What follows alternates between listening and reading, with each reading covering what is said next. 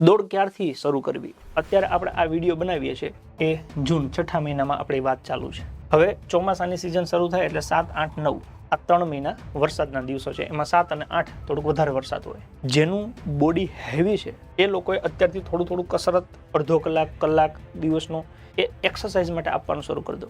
Running ના કરો એની પહેલાં તમે એક્સરસાઇઝ કરવાની શરૂ કરી દો. એ એક્સરસાઇઝમાં કેવા પ્રકારની એક્સરસાઇઝ કરવાની હોય તો કે તમારા જે પગ છે ઓકે એ પગના સ્ટેપ ખુલે, મતલબ કે તમે આમ ચાલો તો તમારા બે પગ વચ્ચેનું અંતર મેક્સિમમ વધુ હોય એ પ્રકારની એક્સરસાઇઝ. તમને શ્વાસ ન ચડે એના માટે ફેફસાની કસરતો કરો. તો એવી બેઝિક એક્સરસાઇઝ રોજ અડધો કલાક તમે શરૂ કરી દો. પછી જો પરીક્ષાના સંકેત આવે, જાહેરાત આવે એવું આપણને ખબર પડે તો 10મા મહિનાથી તમારે ચાલુ કરી દેવું પડે. કેમ કે મોટાભાગે રનિંગ છે એ 12મા મહિનાની આસપાસ શરૂ થાય. એટલે 10, 11 ને 12 3 મહિના તમે વ્યવસ્થિત ધ્યાન આપો એટલે લગભગ રનિંગનું કામ થઈ જાય. પણ કન્ડિશન જાહેરાત બહાર પડે તો.